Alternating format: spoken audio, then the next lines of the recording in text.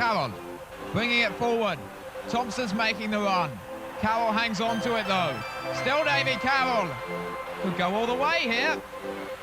Oh, what a goal!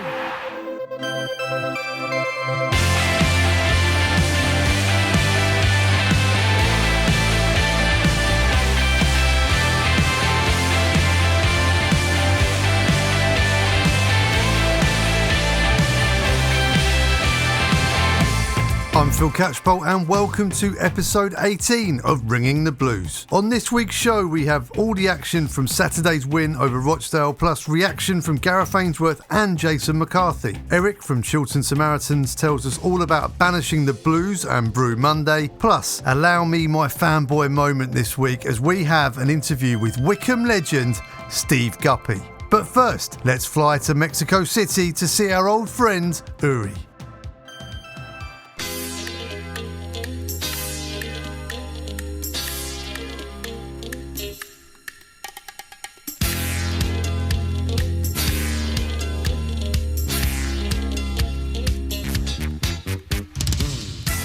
Hola, we are ringing the blues from Mexico City. Mi nombre es Uri. And here are the results for League 1. AFC Wimbledon 1, Peterborough United 0, Accrington Stanley 1, Southend United 2, Bolton Wanderers 0, Portsmouth 1, Doncaster Rovers 0, Coventry City 1, Fleetwood Town 2, Shrewsbury Town 2, Gillingham 1, Oxford United 1, Lincoln City 1, Blackpool 0, Milton Keynes Dons 0, Sunderland AFC 1, Rotherham United 3, Bristol Rovers 0, Tranmere Rovers 1, Ipswich Town 2, Wycombe Wanderers 2, Rochdale 1.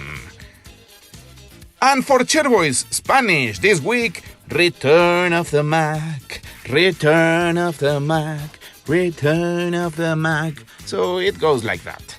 Return of the Mac in Spanish is very easy. Return of, el regreso de. El regreso, to return is regresar.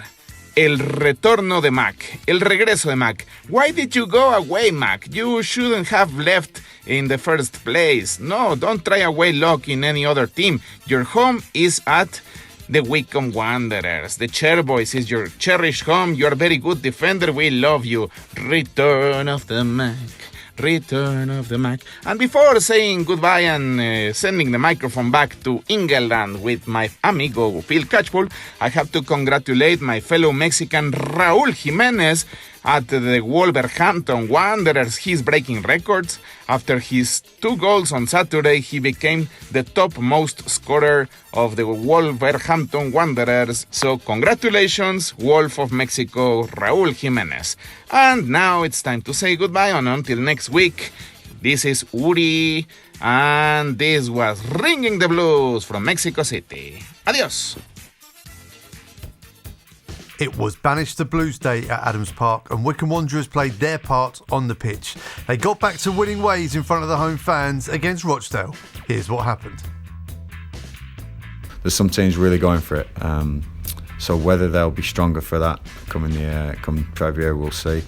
But at the moment, it's a very open league, and I'm looking forward to hopefully getting points back on the board Saturday and seeing where we can go. But yeah, it's a great league this season.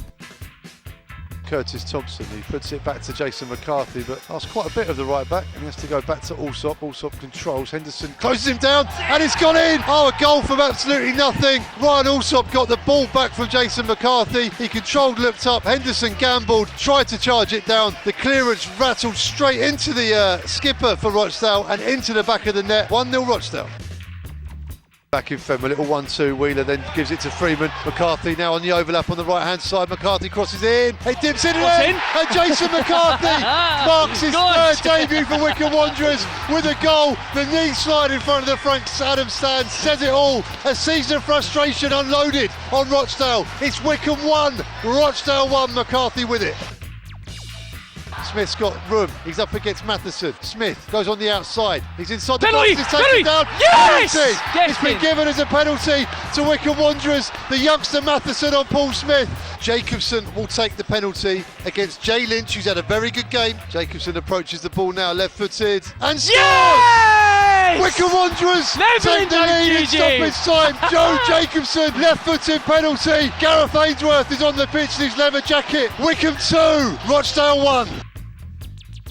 Gareth, first win after 5 games without a win, but we have to start off talking about your jacket. It was banished to Blues Day today. You look like something out of Greece. This is fantastic. Do you know what? I've had to dig deep, Phil, because I've opened my wardrobe this morning and thought I can't wear anything blue, and all I've done for 7.5 years is wear blue shirts, blue trousers.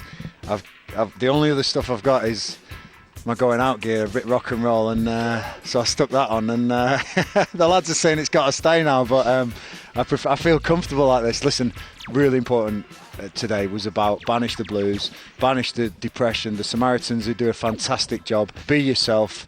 And we were out there, and I said to the boys before, real good cause, no matter what happens, make sure we support this cause. And I know we're going to get onto the football, but what a great organisation they are, and what a great day, what a great awareness raiser, even though I had to look like the Fonz, somebody called me. Well, yeah, here we are, right, back to the football then. The late show at Adams Park, it's a show that happens frequently here. Joe Jacobson from the penalty spot, nerves of steel as ever. Yeah, I want to say, and I like, I like Brian, the Rochdale manager, and I like the club Rochdale. I think they play some real good stuff.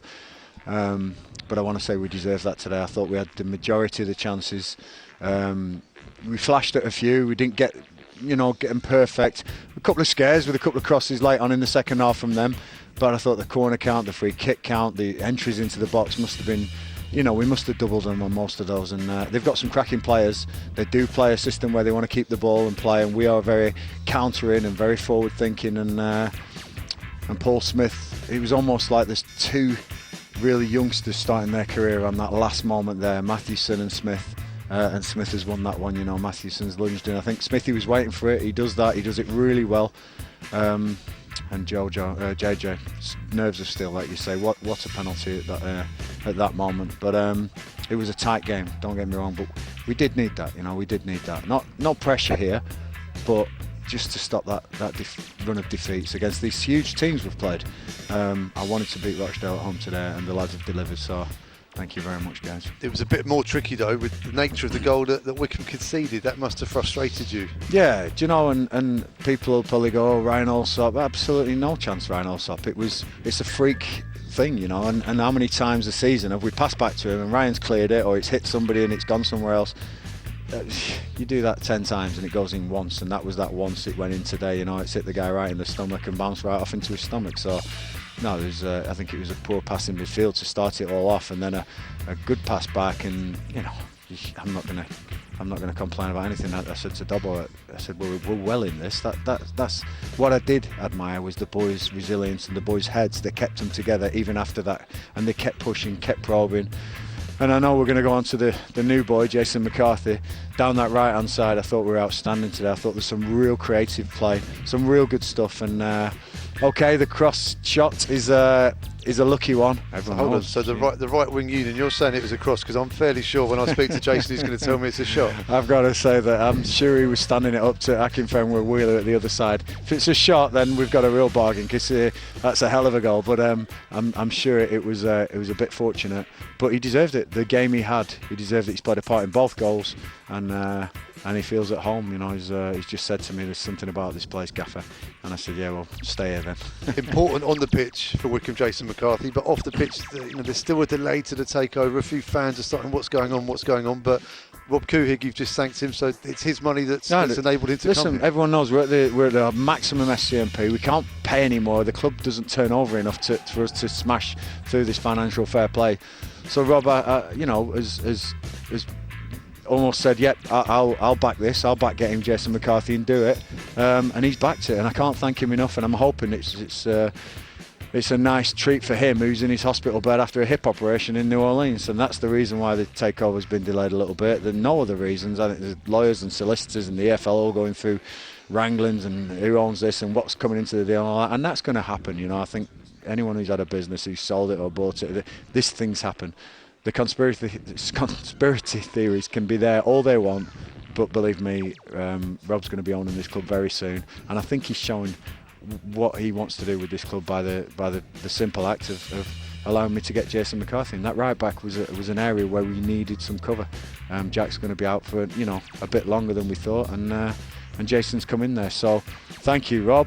Thank you, boys. I can enjoy that one, but not too much because we've got Peterborough on Tuesday now. Well, there we are. If you don't leave Adams Park on a massive motorbike, there's no justice in this world. If anyone's got a Harley they're going to bring down, I'll get on it. But no, I'm really pleased. Thanks for all your support, and what a great cause as well, raising the awareness for that. Jason, Gareth had his say on your goal. Shot or cross? I do them in training all the time. I mean, I see me down the training ground. Nah, definitely meant for B. But I'll definitely take it. So yeah. Good to be back.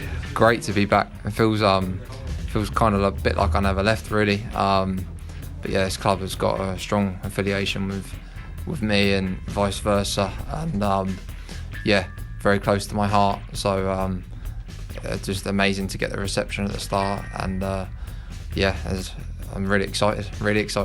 Just the 5 appearances for Millwall since leaving Wycombe. Yeah. There sensed to be a release of frustration in your celebration of the goal. Yeah, look, I'm an ambitious player. I want to do well. I want to play as high as possible. Hence, I guess maybe the jump in the summer. But something about me in this club that just seems to keep coming back, and I just feel like at my best under Gaffer, under Ainsworth. He gets the best out of me, and I'd run through a brick wall for him. So there's this, like I said, something about that combination. It seems to feel like home and just give me the right environment to go and play. But yeah, like Millwall doing really well. That's the first thing. They're doing really well as a team. I struggled with injury.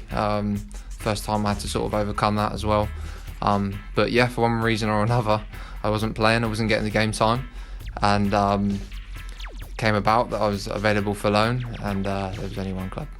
It was reports at Portsmouth and Oxford and maybe a few others as well. So there was nowhere else but Adams Park. Yeah, like I said, there was only one club in my heart. There was a few takers, but yeah, there was only one, and I could see from the outside that something special was brewing, and I would absolutely love and be privileged to be a part of it. So I'm delighted I'm here. I just want to help the club as best as I can, and see where it goes. But I'm really excited to be back. Very thankful to the board for managing to get it over the line and get me back in the door. I'm very thankful to Gaffer for just showing the constant faith in me that he continues to show. And all I can do is try and repay the fans, try and repay him and the club, because it just means so much to me, and it's definitely got a personal feel to it. Gareth Ainsworth likes to get as much as he can out of his small transfer budget. There's no backup goalkeeper for Wycombe at the moment because Cameron Yates is injured. You must remember your stint in goal as well, because you can cover that position too, can't you? It's funny actually, because Blooms was joking about my loan contract I was signing. He was saying, is that as backup goalie or is that as right back? So yeah, it's already been mentioned. But look, wherever Gav wants me to do a job, I'll do a job. But yeah, yes, why not? If the opportunity came around, then I'd do it for him. Why not? Yeah. As Gareth said, Saturday was all about banishing the Blues. So after the game, I spoke to Eric Chiltern of Chiltern Samaritans about the work they do at this time of year and what they were doing at Adams Park. It has been a fantastic day, obviously helped by the result, but it started off very well already. We've been here the whole afternoon, and the fans have been fantastic, welcoming us, smiling at us, donating money to us, and listening to our story, and taking our tea bags. Blue Monday is next Monday, and that is when the third Monday of the year, and that is sort of seen as the most depressing day of the year, allegedly.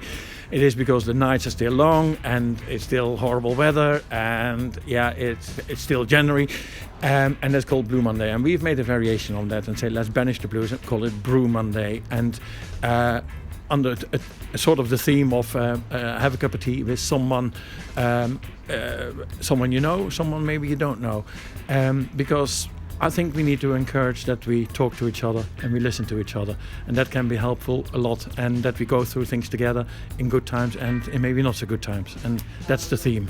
Well, it's a great message, and Wycombe Wanderers have really taken that on board today. They played in their change kit. We call it the Mango kit. Rochdale as well in their bright pink kit as well. So plenty of colour here as well, and lots of smiling faces too. But it must be a great opportunity to reach thousands of people with this fantastic message you have. It is for us a fantastic opportunity, and we're really grateful to Wycombe Wanderers Football Club to give us that opportunity. The sad thing is that last year 6,500 people took their life, and actually suicide is still the biggest killer for men under 50.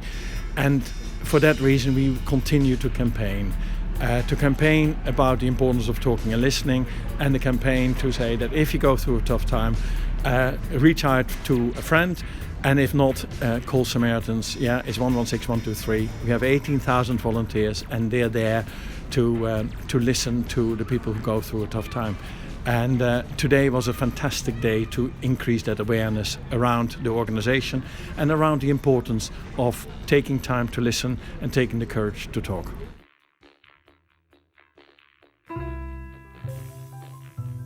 Many thanks to Eric and the team at Chiltern Samaritans. Have a Brew Monday, any Monday this January or February, or any day that's good for you really. It's good to talk, remember that. Stay tuned for the interview with former Wycombe Wanderers wing wizard Steve Guppy. But before that, we must find out what the Rochdale fans made of the game at Adams Park on Saturday. 1907. Really frustrating that. We'd done such a good job and pretty much nullified their attacking threat. I've never seen us do so well against Akinfenwa before. But Shane and O'Connell were outstanding, and they dealt with everything. We played some good stuff and should have scored a couple more. I can't believe we're coming away from that game with nought. Reg Jenkins. Before we start to take young Matheson to bits for the penalty, let's just remember that our ageing forwards, with experience to burn, should have had that game tucked up and in bed way before the 93rd minute. 49th season.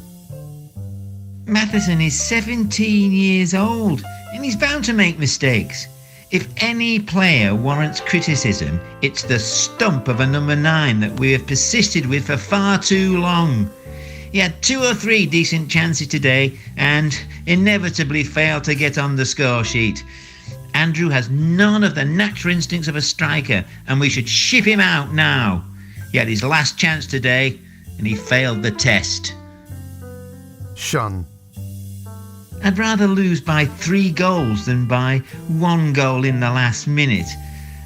I reckon we've conceded more goals in the last 10 minutes of games than anyone else in England over the past 3 seasons. There are still some positives to be found though. We're a squad ravaged by injury, and that team today is not remotely close to being full strength. Yet, despite that, we've outplayed for large parts the allegedly second best team in the league and been undeservedly beaten in the final minute. If we ever manage to get a fully fit squad, we're comfortably a top half team. Oxdale. Ainsworth won that. About 15 minutes from the end, Matheson misplaced a pass and Ainsworth called one of his subs over, immediately put him on and stuck him up against Matheson. And it was that sub that was brought down by a tiring 17-year-old in the 94th minute on a heavy pitch. Oh. Pioneer. That was a truly terrible pitch. Can we blame Rochdale Hornets? Have they been playing a few pre-season games there? Right, if I told my 14-year-old self I'd be talking to Steve Guppy on the phone one day, I don't think he'd have believed it. My favourite ever Wycombe Wanderers player, and I'm sure some of the people listening to this podcast would agree with me as well. Steve Guppy, quite simply, Wycombe legend, welcome to Ringing the Blues. How are you? Well, that was a very nice intro. I've not been talking to you that nicely for quite a while, so I'm very good, thank you. Thanks for asking. Well, you are a Wycombe legend, and I'm of an age where I remember that Martin O'Neill team like it was yesterday, and you were an integral part of it. Let's start there. What was it like to play in that team? Yeah, do you know what? It's funny, because I was only talking about this a week ago when I know we'll get to it later, at the new job I'm at now, we all had to introduce ourselves and give a little speech about where we've come from, how we got there, and aspirations and things achieved and bloody blah. And I found myself talking about my career and then going back to my favourite part of my career. And of course it was nice to play for Leicester City in the Premiership, and that was absolutely amazing. But I found myself going back to my Wycombe Wanderers days because it was new, it was exciting, and it was, it felt like an adventure. And all the players, we all had very similar sort of reasons for being there, where, it maybe not gone quite so well at another club, and we're all still young, where we still had a chance to pull it round, and we were all really, I tell you what we all were, we were really hungry. Jim signed me, that was almost funny in itself, really. I'd had a few trial games in the reserves, and I got at Wycombe, and I got told that they had to get rid of a few players before they could sign me. It was basically a no, so I went off, and I was on my way to Exeter to have a trial at Exeter. A Wycombe Wanderers invite for pre-season just fell on my doorstep through the post. And I think it was just purely I was on their mail list because I'd had a few trial games there. So I thought, you know what, I'll go to Wycombe to use Wycombe to get fit to go to Exeter. Fate played a part that day where I didn't realise, but we had a little run around Bisham Abbey. Then we had almost like an hour-long game, which I suppose they wouldn't really do these days, but that's what we did. 11v11, and I didn't know, but I was actually playing up against the first team right back. I had no idea. It was just training. I think I maybe had done quite well that day. I maybe beat him a few times or what have you in training. So as I was away out the door, I poked my head round to see Jim Cowman to thank him for letting me train, because I was off to Exeter, and he said, hold on a minute, where are you going? So I ended up staying at Wycombe, so that's how it all started, I guess. Can you imagine what would have happened had you gone to Exeter? I mean, I think my life would have been different, along with a lot of other Wycombe fans, surely. It's incredible, isn't it, when you think of it, how you need a bit of luck, and it's never plain sailing, when we work with young footballers now, and you think, you know what, it's a roller coaster ride, it really is. I was working on a building site at that time, and the guy I was working for offered to double my money not to sign for Wycombe because he wanted me to become a bricklayer, and I was toying with that as well, would you believe? So it was sometimes you think things are done for a reason, and I don't know what. Exeter weren't happy, by the way, when I rang and said I'm not going there. They weren't happy about that, but who knows? Maybe they would have said no. But anyway, I ended up at Wycombe, and it was obviously a right decision. I was sort of bouncing around there, really, not really playing. I have this laugh with John Kerr, because I was sort of having the odd game, and then John Kerr would be the American winger who Jim Cowman loved. And he'd be off home somewhere. Then next thing you know, he'd turn up out of the blue, and I'd be dropped. So I always used to joke that I was checking flights in and out America on mornings of games to see if he was coming in or not. I think the big breakthrough for me was an FA Cup game against Baldock Town, where we were expected to win. We were away from home. It was 0-0. I was on the bench, and Jim thought he'd give me a chance with 20 minutes to go, and I set one up. In fact, I set both goals up. We won 2-0. And that just felt like a turning point for me. Am I right in remembering that when you were playing for Wycombe in that conference team, a lot of you were bailiffs? Is that right? Yeah, I did. That was Matt Crosley's fault. Where when I first came to Wycombe, it was the money obviously wasn't enough to survive on. But what the chairman did, Ivor Beeks, he had a clubhouse. So I moved in there with Andy Kerr, which was the first time I moved away from home and all the rest of it. So that was funny. It was real baptism of fire, sort of, moving in with him. And then before long, I have to say, within a couple of years, there's about 5 or 6 of us living in this 2-bedroom bungalow. All the lads, just similar, whether they'd split up with their missus or they'd just signed as well. There was lads living in the front room, and it was like the film Porky's. It was incredible, really. It was absolute fun time, I have to say, really fun time. But one of the understanding when I signed for Wycombe was that the chairman, Ivor Biggs, would give me a job on the building site, just doing some labouring, which I hated, no doubt. So Matt Crosby was doing a bit of bailiffing, which was an even worse job, and I helped out with that for a little period, but I ultimately got sacked from that after a few weeks because I left early because we were playing Witton Albion and we were getting on a coach on a Friday night. I was going to miss the coach, so I dropped everything and left it, and they sacked me off the back of that, so I wasn't too bothered, to be honest.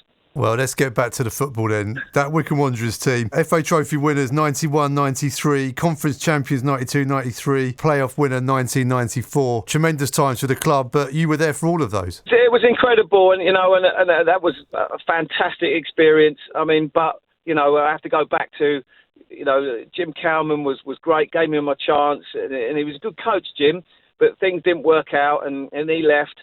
And then the thing that really turned it round for all of us, and I think all the players will say the same, was the day Martin O'Neill walked through the door. He was different, installed a belief in us and a will to win that was probably missing in all our careers. As young players, he obviously inherited, and he always says it, he inherited a really strong side that was probably underachieving maybe. People like Dave Carroll, Matt Crosley, Keith Ryan was just there or thereabouts as well. We were all in the kind of reserves, in and out the first team at the same time. Martin O'Neill came in and saw something in all of us and give us such a lift, but also a will to win. I mean, I get asked a lot, what was it that Martin O'Neill did for me to really help me? And there was so many things, but in them early days, I think he taught me, if I'm being honest, to stop feeling sorry for myself. It's such a roller coaster ride, and he just sort of just see through all the fog and just really concentrate on getting better and trying to win games, and that's what he did. And we went on a hell of a journey. Obviously, moving to the new stadium helped as well, but it was an incredible story. Now, that first time, going back to this interview I did with the rest of the staff recently, playing at Wembley at the first time. For the first time, rather, is one of those moments in life. When you walk out, your dream as a kid of walking out the tunnel at Wembley, at the old Wembley, walking up the tunnel to be meted by the crowd and what have you. It's one of those few moments in life which is every bit as good as you imagine it would be. So all those things happened in a period of time at Wycombe where we sort of all pulled our careers round and started moving in the right direction. The Wembley days out were fantastic, and I remember them as if they were yesterday. But there's one night in particular that I know a lot of Wycombe fans remember. It's been mentioned on this podcast a few times. Runcorn at home in the league, under the lights at Adams Park. Yeah. I think you scored possibly the finest Wycombe Wanderers goal I've ever seen. Well, they've certainly heard of High Wycombe all right. As Guppy comes forward. This is a great run by Guppy.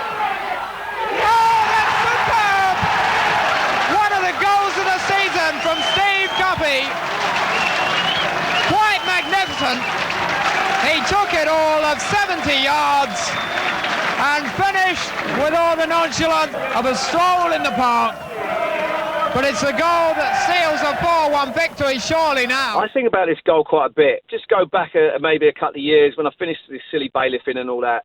I didn't have much money, but we were all in the same boat, so it didn't really matter.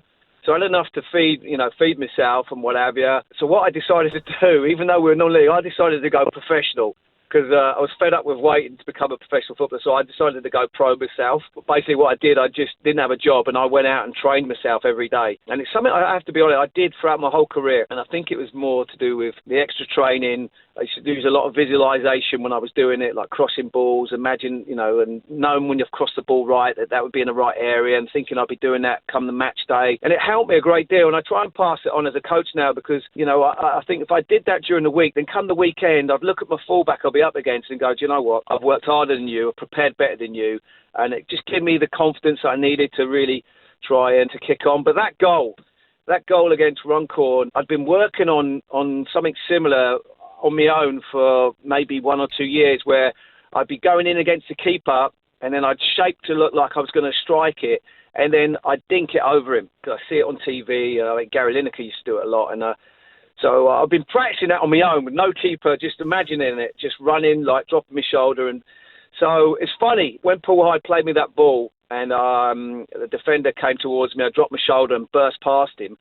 I was probably around about the halfway line, and I knew at that point I was in on goal, because I knew the pace I was going at. I could see out of the corner of my eye that the centre-half wasn't getting there, and the midfielder was chasing me. He wasn't. So I knew I was in on goal. So it was weird, from that halfway line till I got to the goalkeeper, I was having a conversation with myself in my mind where I'm like, right, what am I going to do here? And I'm like, you're going to chip him. You're going to chip him. You've been working on this. You're going to do it.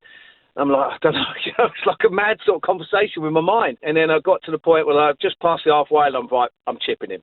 If it doesn't work, then to hell with it. That's what I'm doing. And it just all played out really well, because I sort of made my mind up, knew what I was going to do. So there's almost got rid of all the clutter out of my head. So I knew what it was going to do, and I was almost went into autopilot, where I just worked on going as hard as I could, keeping the ball under as much control as I could. And the moment the keeper made his move out towards me, I was going to dink him. And thankfully, it played out. You nearly did it again in the same game. I remember it incredibly well as well. Same wing. On the commentary, on the clip on YouTube, you watch it back. You can almost hear what there is there's an audible sigh as you don't go for goal and you just cut it back across goal. Simon Hutchinson comes in and scores instead. But I think we're all willing you on just to do it one more time. Now Guppy again. Surely he can't reproduce it here. Oh, he's squared it across. Now, Hutchinson. Yes! Simon Hutchinson makes it 5, and the celebrations continue for Wycombe.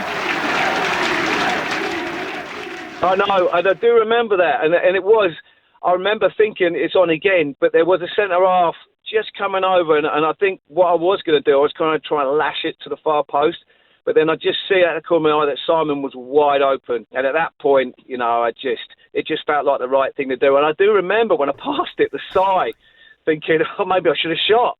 But then obviously Simon scored, so it was the right decision. We could probably talk all day about Wycombe Wanderers, but you've had such a great career. I often thought about writing a pub quiz where you were the answer to every question, because there's some great things that you've got here. First ever player to play for England under-21, semi-pro B and the full England team. First player to play at the old Wembley and the new Wembley. First player to win medals at the old Wembley and the new Wembley. You must look back on all of these playing days with some massive pride, Steve, surely.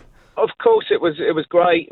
All I ever really wanted to be was be a professional footballer. So, with that in mind, it was fantastic. Not bad for someone who couldn't edit or tackle, I suppose. But it was a great journey. But as always, it goes too quickly. It would have been nice to get into the game a bit younger. I had to wait to really, become professional, apart from when I did it in my own mind. But we'll go professional with a club. With Wycombe, we had to win the league to do that. And of course, that year that Colchester pipped us, held us back a year. Yeah, it was a fantastic journey, but it all goes so quickly. Right, Martin O'Neill, we mentioned him earlier in this interview, but he's played a huge part in your career. You left Wycombe, went to Newcastle, didn't work out there, then Port Vale, and then you re-meet again with Martin O'Neill at Leicester. Yeah, it was funny, really. Things were going at Port Vale. The house where we lived was lovely, but the training facilities were awful, really bad, like a ploughed field, and there was like a glue factory that backed out onto the training ground. So there was an actual, slight aroma of glue, smell of glue that made you feel sick, and it didn't help me when I used to go out in the afternoons trying to work on crossing and things like that. But anyway, things were going well, and we played Everton in the FA Cup. We had a replay. We went up to Everton, drew 2-2, came back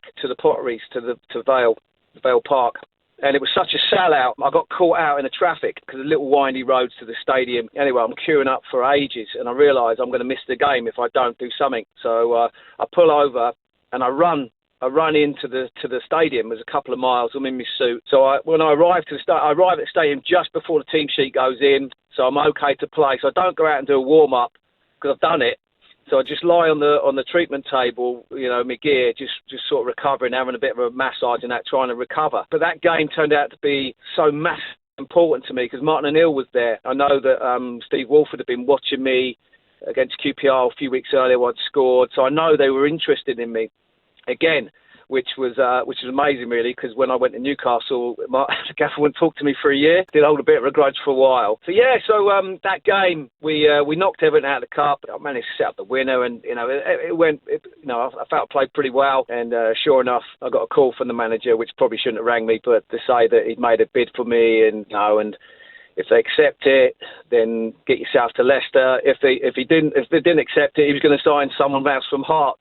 So you can imagine the night of that was when I'm waiting for the call in the morning to see if Port Vale are going to turn down the bid or whether they're going to accept it. So that was a sleepless night. Thankfully for me, John Rudge rang me 8 o'clock in the morning, said they've accepted the bid. Get yourself up to Leicester, and that was the start. So Martin O'Neill didn't speak to you for a whole year because you left Wycombe to join Newcastle. Yes, that is true. And even to this day, if I do something or it will eventually, it creeps into the conversation about me going to Newcastle, and even to this day, he still has a go at me about it. Fantastic. But it was there was a time when I think I scored a goal for Leicester or set a goal up. It must, in a cup final, I think it was, and he, after the game, he said, "That's us, finished with Newcastle now. I've forgiven you." I think he's since forgotten that, and he still reminds me of it every now and then. You went a lot of places with Martin O'Neill. I remember watching the Republic of Ireland play, and there was a shot of the bench, and I always love seeing Martin O'Neill because wherever he goes, I feel like he's a Wycombe man. And I look at the bench, and there's Steve Walford, Paul Franklin, and you on the bench, and I was like, wow, he's even taking you to the Republic of Ireland with him as well. I know. It gets back to you. You need a lot of luck in this game, and thankfully for me, there was a manager who saw something in me, as he did, a lot of the other lads, who was going somewhere. He was going in the right direction, and he believed in me, and got the best out of me. The simple as, and that's really all you can ask for as a manager. And he installed, as I said, that belief of self-belief, and he's one of them few guys that you meet that when he praises you, you feel praised. And it makes you feel 10 foot tall. And all the Wycombe lads will say exactly that. All the Leicester lads, all the Celtic lads, they'll all say that. It's got that knack of making you just feel you're better than you are, I guess. Obviously the flip side is that if you don't produce and you don't bring it, then you see another side of him. And I've seen all of it. I really have. It demands that you step up and bring it every day. So there were occasions where I didn't, make the grade and I was firmly put in my place. But I think as a coach and as a manager, you want people around you, you can trust. And, I like to think I can, I am that person, and I've been like that for him. And it's been an amazing journey as a player and now as a coach, having worked with him as a player. He taught me so much, and also now as a coach, he taught me a hell of a lot as well. One of the most famous days for Wycombe Wanderers, you were on the pitch, but not in the Wycombe shirt. It was Leicester Wycombe in the cup. That must have been a strange day for you. It was, yeah. Forgot about that. Sorry about that. But no, it was a strange period. Martin O'Neill obviously left Leicester. Peter Taylor had come in. Peter Taylor's a good coach, but he, for the moment he went in there, he didn't really want me around, didn't want me in the team, which is fine. It was actually a funny moment when he came in. We played Aston Villa first game of the season, and before that I played nearly every minute in every game, and under Martin, it was fantastic. He left. Peter Taylor came in. I'm not even sub for the first game. I didn't see it coming, to be honest. So typical selfish player. After the game, which we drew, come Monday morning, I'm at the training ground waiting to see the manager. It's funny, I had it in my head that I wanted to be there before him. Don't ask me why. So I'm in the car park about 7:30 in the morning, and he comes in and he sees me at the corner of his eye, so he knows what's coming. So he gets in his office. A minute later, I'm knocking on the door. I want to go in, and I'm like, what is it? What's going on? It was funny because he was a nice guy, Peter. He had this magnetic board of a pitch on the wall like all coaches have. And he was moving around the pieces on this magnetic board to show the players. And he said, "Steve, it's like this. We look a better team. We look a better team when you're not in it." And it was just such a funny moment when he was trying to search for the word to try and let me down gently, and he couldn't think of it. And then he just hit me with a sledgehammer, basically, like after the first game. So it was a moment. I looked at him, he looked at me, and we both burst out laughing. So that was my time. That was my time under Peter Taylor. I was in and out of the team. So basically, I'm building up excuses for why we lost to Wycombe. But sadly for me, I actually recalled me to play Wycombe, and No, it was. We had just one of them games where it didn't work out for us, and Wycombe hung in there, did a fantastic job on us, and of course the lad who scored the winning goal, great goal by the way, and the story behind him made it all the more magical for Wycombe, and knocked us out and went on to play Liverpool in the semi-final. So, fair play to them. Right, let's move to the present day then. As we speak, you're in Nashville in the United States. And what takes you out there? I had later on in my career, I bounced around playing for a number of teams, but then I ended up at DC United. I think it was 95, 96. So I went to play in the MLS for a period. Injuries caught up with me and it didn't work out for a number of reasons, but it stuck with me. I loved it. I loved the experience, and it just felt new, fresh, exciting. So when that time finished there, I went back to England, and Gary Smith, who, like I say, was a teammate of Wycombe, as a lot of the Wycombe players, we all stayed in touch to this day. We all talk. I talk to Matt Crosley all the time, Keith Ryan, Glenn Creaser. It's a magical time. But Smudge is someone that I really stayed close with, and we went on holiday every year. And it's almost like we've been planning it for years. We're talking about coaching all the time, talking about this, that, and the other. And I came back from DC United, and I said, Smudge, we got to get out to America. This is the place. We love it. And incredibly, within a few years, I was then player assistant coach at a team called Rochester Rhinos, who play in the USL, one league below the MLS. That job came out of nowhere, and I'm out there. So as the first steps into coaching, I was like 39, trying to grind out a career, still playing, which was a bit painful at times. But more importantly, it put me on the road to coaching. And Gary Smith, because his injuries meant he finished his career earlier, he was working for Arsenal, and he ended up at Colorado Rapids, helping trying to set up an academy. And within a short space of time, the manager there did a runner or something and left. And Gary was like put in as interim head coach. And before you know it, he turned that team around, done really well. My season ended at Rochester, and I went in there with him as his assistant. And we had an amazing period there in 2 years where we ended up winning the MLS Cup in 2010. And I think Gary's only like the fifth or sixth Englishman ever to win a league outside of England. So it was some experience. So with that in mind, we all went our separate ways, and I carried on my coaching profession, under Martin O'Neill again. And fast forward to today, and Gary's the head coach of the new MLS team here in Nashville. So he got me in as an assistant, and I'm excited to be back here again. So it's a new franchise. It's you and Inter Miami this season, and you're back there with Gary. So I reckon a lot of Wycombe fans may well adopt Nashville as their MLS team. Well, that would be very kind of them. It's an incredible challenge. We're really looking forward to it. It's a brand new team. So, we leave actually. I'm sat in the training ground now. We leave tomorrow to Florida for 2 weeks on a training camp. And we're back for 3 days, and we're there again for another 3 weeks. So basically a 5 week, we're going to lock ourselves away for 5 weeks because it's a brand new team. So we have to try and mould a system, mould a team in that time. So incredible challenge, but, we're all really, really excited about it. And one thing that we did do, or I'm really interested in, the reason I got into coaching was I'm really into position-specific work, namely the art of taking players on. The art of 1v1s. I'm sure you'd be surprised to hear that. Because I just remember when I was playing, there'd be days when I'd be taking a player on and it felt really good and it felt fairly easy. And then there'd be other days where I'd take a player on and I'd be like pulling teeth. Same player. And I started to look back over footage, and over a period of months, I started to study it. And over a period of the last couple of years, I've been working on like a 1v1 formula that I try and teach the players, just to try and offer them up little ideas. Because when I was growing up, and teams to this day, to get the shape and all that, they play a lot of two-touch.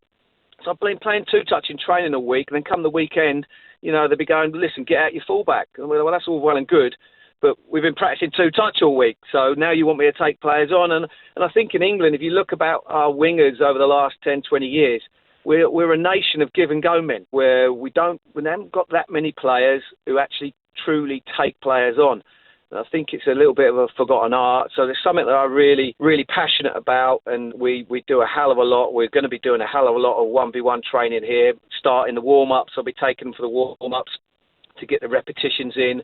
Because I think if you can do a little drop of the shoulder without thinking you're doing it, without realising you're doing it, then you're onto something. But that takes a lot of practice, and we're hoping to sort of integrate that in the warm-ups to get the repetitions and then practice. Because just want the wide players, when they get a 1v1 moment, to look forward to it and be confident and see the pictures and want to execute it. So, that for me is what I'm really excited about going into this season. Well, I know fans love watching players take their fullback on as well, so good luck with that. And good luck this season as well. One last question from me. I was reading your Athletic interview, and it said that you're a really keen fisherman. I'm looking at it going, Steve, Guppy into fishing. Is this a wind-up? Is that true, Steve? Come on, tell me the truth now. Sadly, it is. I know, it's something that, do you know what? I think the sort of person I am, I'm pretty obsessive when it comes to things I like. So coaching, I'm obsessive. I'm on it. I'm non-stop. So, but the flip side is, and the family as well. When you have a family, it consumes you. And I just come to realise that I need that little bit of escapism.